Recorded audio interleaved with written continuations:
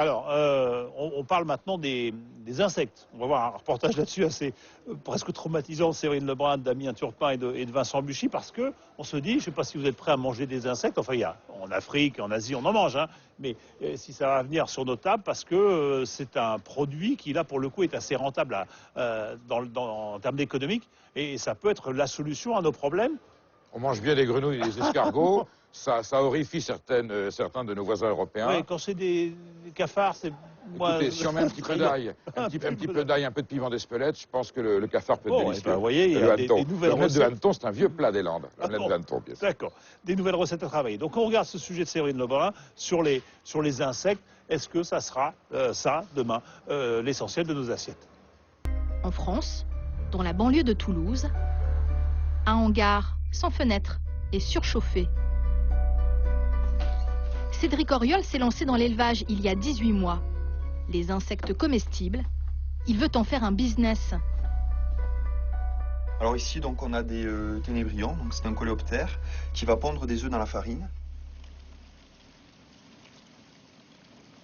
Après quelques semaines, les larves vont être beaucoup plus grosses. Voici donc les fameux vers de farine que le chef hollandais a cuisinés en quiche.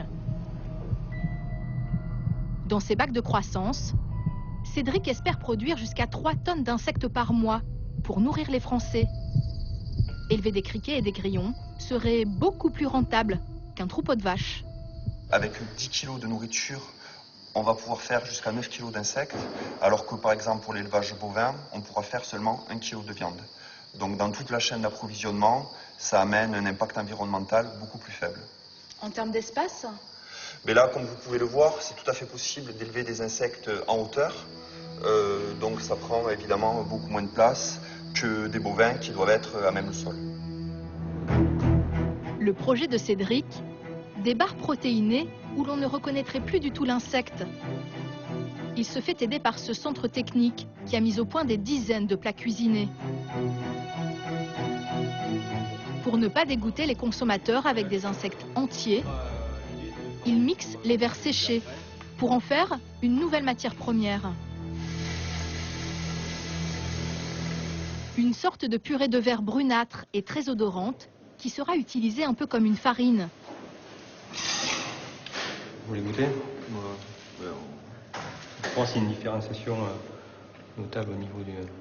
Selon Cédric, elle aurait un petit goût de noisette. On retrouve bien toutes les saveurs. Une dizaine de prototypes aux insectes ont déjà été testés. Des produits qui ressemblent en tout point à des barres de céréales comme les autres.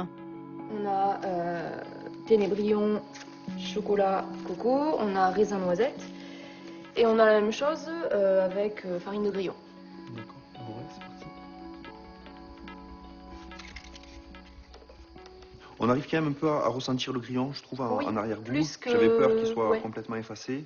Et à l'œil nu, plus aucune trace du moindre vermisseau. Pas assez vendeur. C'était peut-être un peu bizarre de voir des insectes dans une barre. Des vers dans une barre. Voilà, on se dit, voilà, c'est bête, mais quand on voit des vers dans une barre, on se dit, attends, il y a peut-être un problème de conservation, ça dépend pas de la barre, etc. Donc voilà, ça pouvait vraiment repousser un plus large public que ces barres qui sont réalisées à base de farine. Son argument de vente, les barres aux insectes, c'est écolo et plein de protéines. Elles seront bientôt dans les rayons des supermarchés bio. Vous êtes économiste, vous êtes directeur vous avez dirigé l'école supérieure d'agriculture d'Angers et vous êtes aujourd'hui administrateur d'une association pour l'agriculture écologiquement intensive.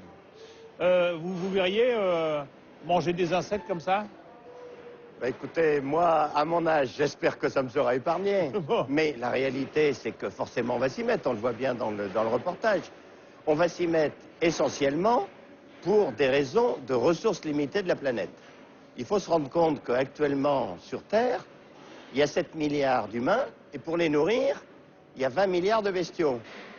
Bon, alors quand on sera 9 milliards d'humains, si on imagine que tout le monde mange 85 kilos de viande comme un Français, puisque nous sommes les parangons de la gastronomie mondiale, il faudrait 40 milliards de bestiaux. Bon, ben attendez, c'est pas Pas possible. possible. C'est pas possible. Voilà. Bon, je vais donner justement des chiffres pour qu'on comprenne bien et puis signaler vos 2 livres. Alors le premier qui a fait parler de vous, ça s'appelle Bruno Parmentier, Nourrir l'humanité. Par parenthèse, ça s'appelait Parmentier et s'occuper de nourriture, c'est prédestiné. Et puis le dernier, c'est Manger tous et bien. Là aussi, vous nous parlez de ce qu'on va manger demain. Alors, les chiffres que je vais rappeler sur, justement, vous le disiez, ce qu'on sera demain, 9 milliards d'habitants à l'échéance 2050. Ça veut dire, si on reste sur le rythme actuel, ça veut dire, et je parle sur votre contrôle, des besoins en viande multipliés par 2, des besoins en eau multipliés par 2 et 1 milliard d'hectares supplémentaires pour nourrir tout ça. Sachant qu'un Américain, ça mange grosso modo 120 kilos de viande par an, un Européen, vous le disiez, c'est 83 kilos, un Africain, par exemple, pour l'instant, c'est 12 kilos. Et puis sachant aussi qu'il faut 2 kilos de végétaux pour produire 1 kilo de viande, 2 kilos pour 1 kilo, et qu'il faut 2 kilos de végétaux pour produire 8 kilos d'insectes. Ça veut dire quoi? Ça veut dire que donc... Non, attendez, c'est beaucoup plus que ça. Ah, c'est plus que ça? Oui, oui. Non, mais grosso modo, il faut se rendre compte que le veau, là, l'essentiel de ce qu'il a mangé, c'est pas pour faire de la viande, c'est pour se chauffer. On mange des animaux à sang chaud. Et donc, la productivité est lamentable, parce que il se chauffe. Donc, grosso modo, le meilleur animal, c'est le poulet, c'est entre 2 et 4 pour 1. 2 et 4 kilos Il faut 2 ou 4 végétaux kilos d'aliments pour produire 1 kilo de viande. D'accord. Pour le cochon, c'est 6. Et pour le veau, c'est 11. Il faut 11 kilos de végétaux pour faire 1 kilo de veau. Alors, il faut se rendre compte que la moitié de la récolte mondiale de céréales, c'est pour les animaux. Grosso modo, le riz, ça va, c'est toujours pour les Chinois. Mais 80% du maïs, c'est pour les animaux, 50% du blé. Et donc, on ne va pas passer à 70% de l'ensemble des céréales pour les animaux. Il faudra bien en garder. Donc, c'est pas possible. Donc, c'est pas possible. Bon. Donc, le mode d'alimentation des bestiaux aujourd'hui fait que c'est pas possible. Voilà. On ne peut pas continuer à avoir ce rapport alimentaire-là. Malgré l'augmentation de la productivité, ce ne sera pas possible. Donc, il faudra passer aux animaux à sang froid. Les animaux à sang froid ont une meilleure productivité, puisque au moins, ils ne se chauffent pas. Tout ce qu'ils ne consomment pas une partie de ce qu'ils mangent pour eux-mêmes. Et donc, les animaux à sang froid, grosso modo, les insectes, les poissons. Voilà, et les crevettes, etc. Alors, les poissons, le problème, c'est que ce qu'on aime, c'est les poissons carnivores. Donc, les élevages de poissons, donc on tourne en rond à nouveau. Ça tourne en rond. Les saumons qu'on mange, qui viennent des élevages de Norvège, ils sont nourris avec les dernières sardines et les derniers anchois pêchés dans le Pacifique Sud. Donc, quand il n'y en aura plus, il n'y aura plus de saumon non plus. Maintenant, dans le reportage, ce qu'on a vu montre les pistes. On ne va pas manger des brochettes d'insectes comme les Thaïlandais. On va manger de la sauce bolognaise avec des protéines animales. Donc on va changer nos habitudes alimentaires.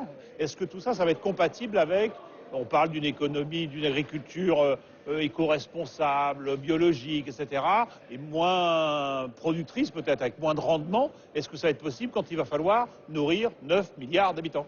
Alors oui, évidemment. Enfin, c'est-à-dire, il sera indispensable, grosso modo, que ceux qui mangent trop de viande, comme les Américains ou comme nous, en mangent moins, pour que ceux qui ne mangent jamais de la viande, il y a 3 milliards de gens qui ne mangent jamais de viande, qui sont trop pauvres, ils ont droit, eux aussi, au slogan d'Henri IV, la poule au pot tous les dimanches, mais pourquoi pas? Bon, donc, l'élevage va quand même augmenter, et pour ça, il va falloir trouver une agriculture écologiquement intensive, c'est-à-dire qu'au lieu d'intensifier les processus industriels qui pillent les ressources non renouvelables de la planète, on va faire du bio-intensif. C'est possible ça, c'est pas incompatible. Bio et intensif, c'est pas incompatible. On va intensifier les processus biologiques. Par exemple, on va arrêter de labourer, on va faire travailler les vers de terre. Les vers de terre, c'est beaucoup plus écologique que le labour. Ben, sur les manches, il y en aura plus. Non, justement, on ne les mangera pas. Eux, ils vont faire des auxiliaires de culture. Donc, si on arrive à faire travailler la nature, la force de la nature va permettre de doubler, tripler, quadrupler parfois la production agricole. On ne va pas mourir de faim en 2050. Je dis ça parce qu'on rigole, mais il y a quand même des gens, une partie de la population mondiale qui n'a pas à manger aujourd'hui à sa faim. Il y a 870 millions de gens qui ce soir se couchent avec le mal au ventre parce qu'ils n'ont pas mangé. Bon, quand même. Donc il faut quand même les nourrir. Bon, et en 2050, ça ne sera pas pire. J'espère si on se débrouille bien, on devrait pouvoir nourrir tout le monde. Si ça se trouve, ce sera 2 milliards de gens qui auront faim en 2050 et dans ces cas-là, notre planète ne sera pas très habitable. Donc Bon, on a intérêt à s'y mettre. On a intérêt à s'y mettre.